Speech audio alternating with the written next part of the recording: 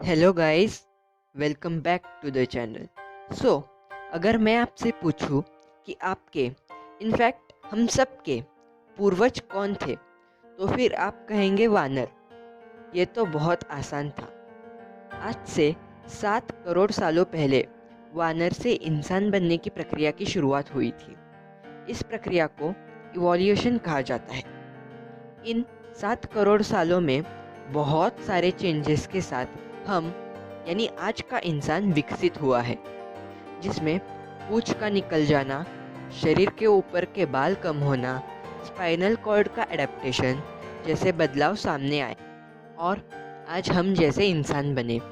लेकिन क्या ये इवोल्यूशन अब रुक चुका है? क्या आज से आने वाली पीढ़ी हम जैसी ही होगी?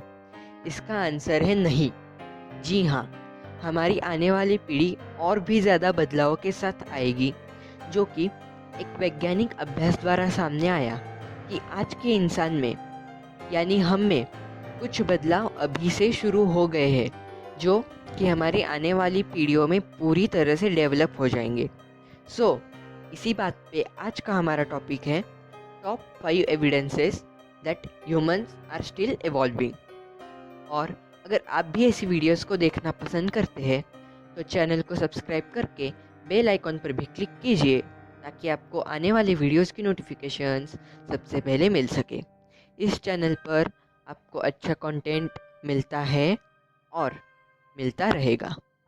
तो चलिए आज की वीडियो को स्टार्ट करते हैं।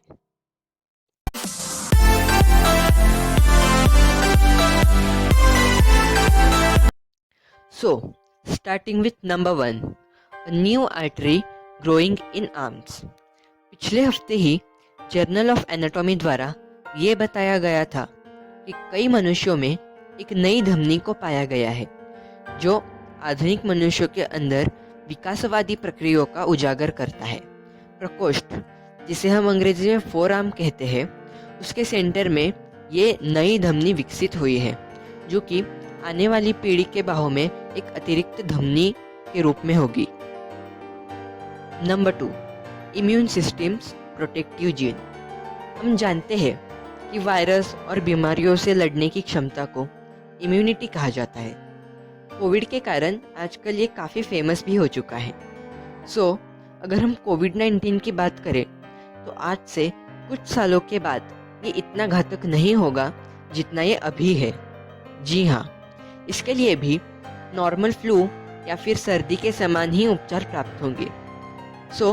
मनुष्यों में कैस्प12 नाम का जीन है, जो कि शरीर की प्राकृतिक एंटीबैक्टीरियल सुरक्षा का हिस्सा है।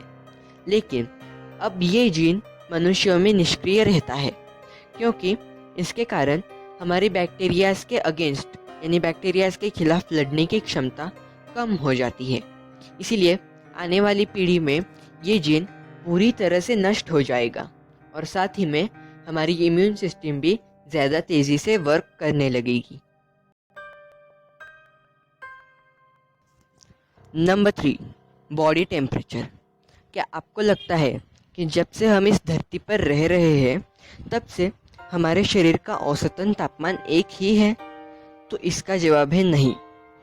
जी हाँ, बाकी चीज़ों के साथ साथ तापमान के मामले में भी हम विकसित हो रहे हैं। जी हाँ, साल 1868 यानी 1868 से हमारे शरीर का औसतन तापमान यानी एवरेज टेम्परेचर 98.6 डिग्री फ़ारेनहाइट इतना माना जाता है, और इससे ज़्यादा अगर टेम्परेचर बढ़ जाए तो हम उसे बुखार कहते हैं। लेकिन स्टैनफोर्ड यूनिवर्सिटी में मेडिसिन के प्रोफेसर जूली पार्सोनेट ने एक अध्ययन किया, जिसमें सामने आया कि मानवीय शरीर का तापमान हर दशक यानी हर 10 सालों के अंतराल में 0.5 यानी 0.5 डिग्री से गिर रहा है। जी हाँ, दिन भर दिन हम सचमुच में ठंडे हो रहे हैं। अभी की स्थिति में मनुष्य के बॉडी का एवरेज टेम्परेचर 97.9 डिग्री इतना है। ऐसा लगता है कि इंसान कूलर बनने के लिए विकसित हो रहा है। Number 4, the diet gene. FADS2 यानी फैट्स 2, ये एक आहार जीन यानी डाइट जीन का आधिकारिक नाम है। ये जीन अलग अलग प्रकार के लोगों में अलग अलग प्रकार के होते हैं, जिसमें शाकाहारियों में अलग और मांसाहारियों में अलग प्रकार के FATS2 जीन्स होते हैं। साल 2016 में वैज्ञानिकों ने पुणे में शाकाहारियों के बीच इस जीन के एक अलग उत्परिवर्तन यानी म्यूटेशन को डेवलप होते देखा, जिससे ओमेगा 3 और ओमेगा 6 इन एसिड्स का फॉर्मेशन शुरू हुआ।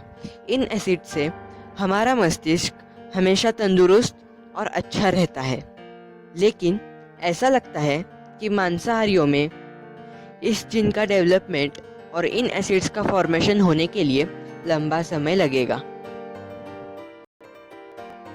Number 5, lighter bones. आपको ये देखते ही समझ आ गया होगा कि अगला पॉइंट बोन्स यानी हमारी हड्डियों के बारे में है। हमसे ज़्यादा हमारे जो पूर्वज थे उनकी हड्डियाँ ज़्यादा मजबूत और भारी थी। हमारे सराउंडिंग्स में जैसे इवोल्यूशन हो रहा है, उसी के साथ साथ हमारे हड्डियों में भी इवोल्यूशन नज़र आ रहा है। पिछले 12,000 सालों से जब से खेती का खोज हुआ, तब से हमारी हड्डियां वीक होती जा रही हैं। साल 2015 से किए गए एक अध्ययन में सामने आया कि कृषि के साथ खाद्य सुरक्षा में सुधार के कारण हमारी हड्डियां कमज़ोर होती जा रही है। इससे समझ आता है कि हम एक प्रजाति के रूप में किस तरह से विकसित हो रहे हैं। अगर आप नहीं जानते थे कि मनुष्य लगातार विकसित हो रहा है, तो हम आशा करते हैं आपने इस वीडियो के ज़रिए कुछ ना कुछ नया ज़रूर सीखा होगा। That's up for the video. अगर ये वीडियो पसंद आया तो इसे लाइक कीजिए, कमेंट कीजिए एंड अपने दोस्तों के साथ शेयर कीजिए, और आगे भी ऐसी इंटरेस्टिंग वीडियोस को देखने के लिए चैनल को सब्सक्राइब कीजिए। Thanks for watching.